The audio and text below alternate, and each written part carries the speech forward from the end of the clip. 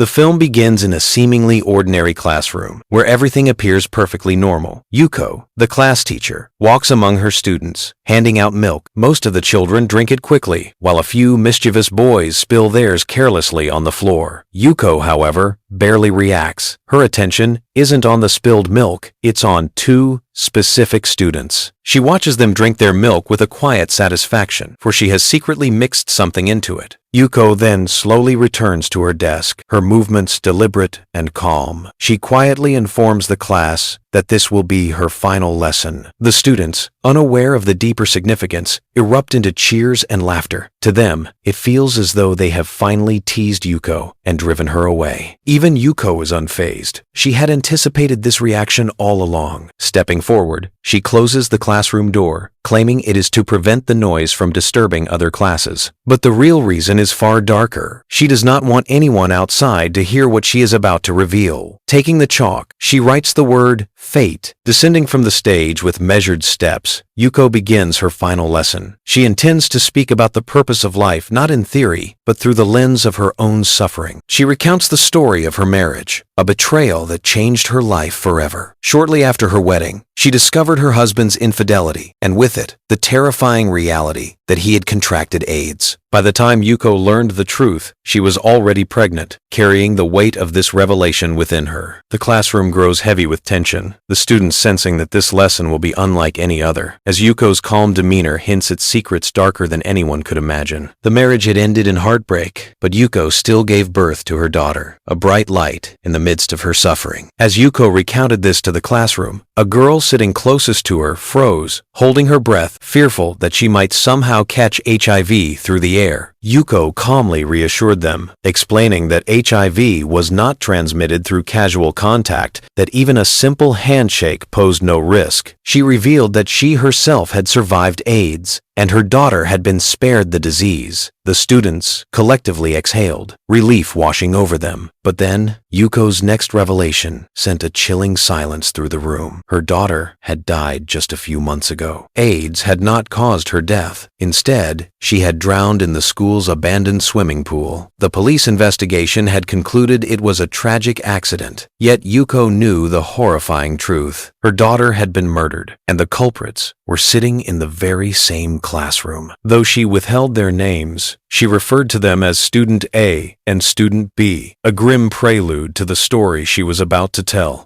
A few months prior, Yuko had gone shopping with her daughter. At the mall, her daughter spotted a bunny-themed wallet and immediately fell in love with it. She begged her mother to buy it, but Yuko had just paid the month's bills and couldn't afford it. She promised her daughter they would get it next month. By coincidence, Student A had been at the mall with his mother and overheard the conversation. The next day, he returned with the identical wallet, accompanied by Student B. They presented it to Yuko's daughter, who, in her innocence, happily accepted it. But the wallet was no ordinary gift. Inside, it contained a device capable of delivering an electric shock. Though harmless in terms of life-threatening danger, the device delivered a sudden, jarring shock when her daughter touched it. Student B, panicked, believed she had died from the shock, while Student A knew the girl was unharmed. Terrified of being implicated by the incident, Student B acted rashly. To escape punishment and the scrutiny of his parents, he lifted Yuko's daughter and threw her into the abandoned pool, staging the scene to look like a tragic accident. The police investigation found no evidence to challenge the story. Yet Yuko uncovered the truth. Near the pool, she discovered the wallet and the electrified device hidden inside. It was the same device the boys had used in an earlier prank on her, a clue that confirmed her suspicions. Her daughter's death had not been an accident. It had been a calculated act, orchestrated by the very students sitting in the classroom before her. The room remained silent as Yuko's words sank in. Yuko then revealed that Student A had once proudly presented the device to her as his greatest invention. He called it an anti-theft wallet, claiming it was designed to protect people from thieves. According to him, if someone tried to steal a wallet containing this device, they would receive an electric shock, panic, and immediately run away. Student A believed this invention would change the world and make him famous. However, Yuko immediately recognized the danger. The voltage inside the wallet was extremely high. She warned him that if someone holding it had wet hands, the electric current could become lethal. For safety reasons, she rejected his application to present it at a science exhibition. She thought the matter had ended there. What Yuko didn't realize was student A's arrogance. After being rejected, he went directly to the principal and managed to get the project approved without proper supervision. Fate seemed to favor him that day. Student A still walked away with first prize and even received the Best Idea award. Student A believed this victory would make him famous,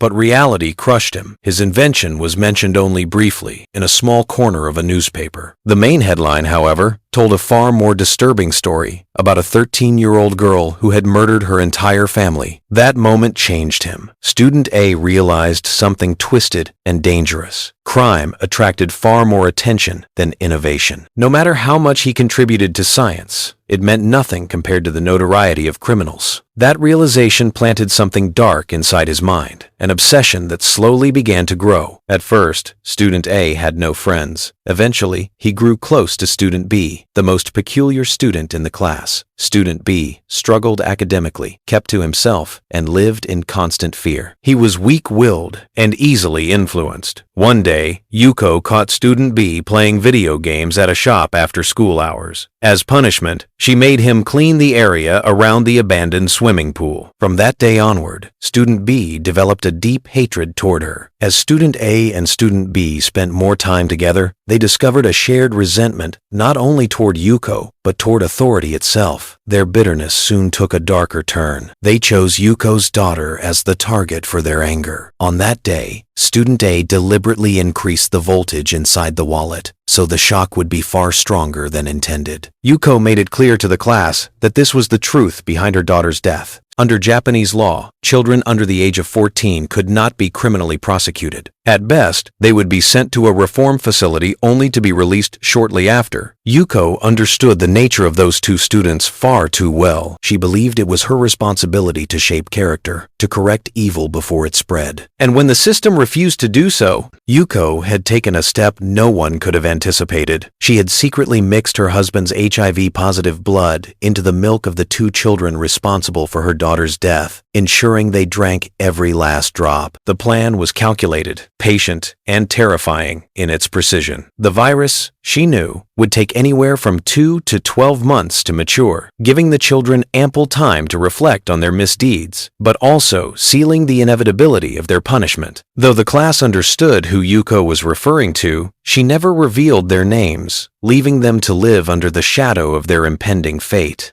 As soon as the bell rang, Yuko's last class came to an end. The new semester began a few days later. A young teacher joined the class, energetic and eager to connect with the students. He noticed that almost all the children were attending school regularly and behaving normally. However, one student, Naoki, had been on continuous leave. The teacher soon learned that Naoki was under immense stress and that his absence was not simply a matter of laziness. Concerned, he instructed the class to support their peer, even asking them to write encouraging notes and visit Naoki's home. Weeks passed, but the students never followed through. The teacher and class monitor began visiting Naoki's house themselves, hoping to encourage him to return to school. Each time they tried to meet him, Naoki's mother blocked their efforts, refusing to explain what had happened. Meanwhile, Naoki's behavior grew increasingly disturbing. He isolated himself in his room, obsessively washing everything he touched multiple times, yet refusing to bathe himself. His mother's worry turned into desperation. One day, she administered sleeping pills to Naoki, and while he slept, she trimmed his hair and nails, bathed him thoroughly, and dressed him in clean clothes. When Naoki awoke, the reaction was extreme. His screams echoed through the house as he raged uncontrollably. His body odor was gone, his hair neatly trimmed, and his surroundings cleaner than ever, but none of it brought relief. Over time, she noticed a chilling pattern. Whenever a teacher or a student from school came to the house, Naoki's fits of anger intensified. Fearing for his safety, she forbade visitors, but she could not ignore the strange notes scattered across his room. Upon examining them, she realized the first words of all the notes combined to spell a terrifying message. The murderer dies. Horrified and desperate to understand, Naoki's mother confronted him. For the first time, he revealed the truth. He confessed that when he had thrown Yuko's daughter into the pool, she had regained consciousness. He had known she was alive, yet he had panicked, afraid she would expose his actions. To protect himself and maintain the image of being brave among his peers, he had completed the act, ensuring no one would suspect him of cowardice. For Naoki's mother, the revelation was catastrophic. She collapsed in terror, unable to comprehend that her son, barely 12 years old, was responsible for such a monstrous act. Naoki tried to explain the situation to his mother, but she turned away, leaving him alone in his turmoil. Days passed under the weight of stress and fear. Eventually, she reached a breaking point. Convinced that both she and her son had become sources of evil in the world, she decided to end their lives. She wrote a note to her husband and, carrying a knife, entered her son's room.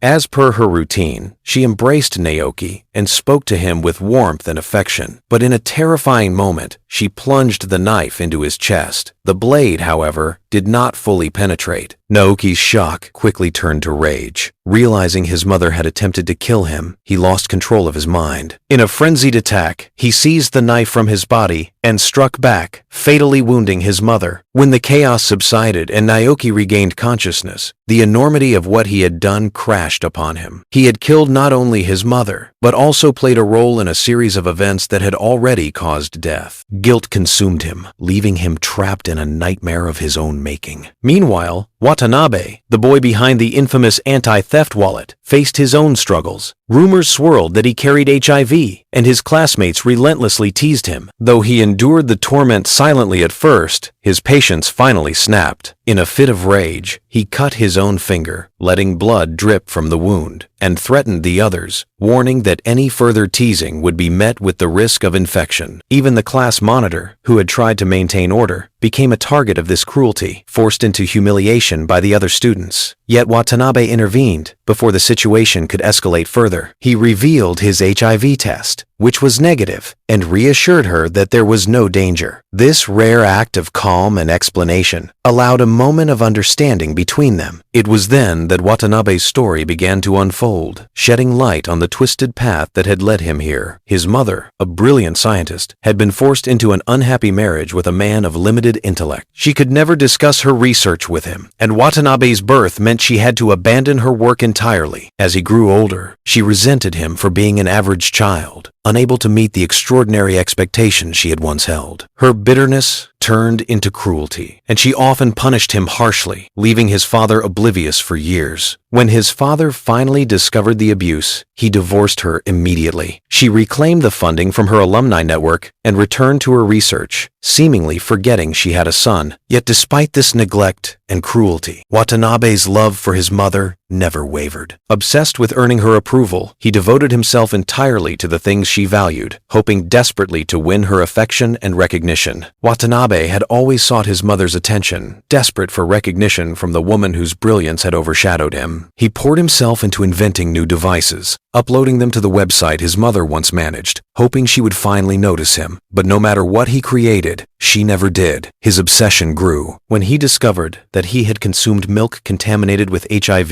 he did not cry or despair. Instead, a twisted sense of hope overtook him. He laughed hysterically in the bathroom, believing that falling ill might finally draw his mother's attention. Yet, when 3 months later his HIV test came back negative, even that hope was shattered. Determined to make her notice him, Watanabe escalated his actions. He began experimenting with his inventions in cruel ways, torturing animals to demonstrate the potential of his creations. Though his intention was to showcase his genius, the public only saw the pain inflicted on the animals, and strangely, they seemed to take a perverse interest in it. His post suddenly went viral, gaining countless views and comments. Watanabe believed this fame might finally bridge the gap between him and his mother. But even after all his efforts, even after shocking the world with his creations, she remained indifferent. In the midst of this turmoil, the class monitor began to sympathize with Watanabe. Over time, the two formed a fragile friendship. But when she left her diary behind, Watanabe discovered a horrifying truth. The monitor had been complicit in Yuko's schemes all along. Both she and the new teacher had taken money from Yuko to manipulate the students, forcing them to write notes and visit Naoki's house. The diary revealed that it was the monitor who had orchestrated the ominous messages, highlighting the words that spelled out the murder. The realization shattered Watanabe. Trust, he now understood, was an illusion. Even those who seemed kind could be instruments of vengeance. When the monitor returned the next day, Watanabe confronted her, his heart pierced by the betrayal. Overcome by fury, he seized a large knife and, in a fit of violent retribution, stabbed the monitor repeatedly. Each strike was cold, precise, and merciless. He filmed the act in meticulous detail, then froze her dismembered body parts in the freezer, greeting them politely each time he opened it. Fear was foreign to him, after all. Watanabe created a bomb, planning to detonate it at school during the annual day celebration, believing that finally his mother would acknowledge him not as an ordinary child, but as a brilliant scientist. The next day, as the students applauded his speech, he pressed the button on his phone to trigger the explosion, but nothing happened. Confusion turned to dread as he left the auditorium, only to confront Yuko herself. Yuko had been watching every move he made. She had read every blog, every post, and every video, anticipating his actions. The bomb had already been removed, saving countless lives. With cold precision, she confronted him, explaining that his mother had never cared. She had refused even to open the gift he had sent, the very object he had imbued with his most desperate cry for recognition. Yuko's words cut through him like ice. Watanabe's world crumbled, his nose began to bleed, and he screamed in anguish, surrounded by the shocked children. Yuko's revenge had reached its climax not through violence alone, but by revealing the ultimate truth, that his quest for love and recognition had been doomed from the start. With her task complete, she left, leaving Watanabe to face a lifetime of pain, guilt, and regret. And with that, the story came to its chilling conclusion.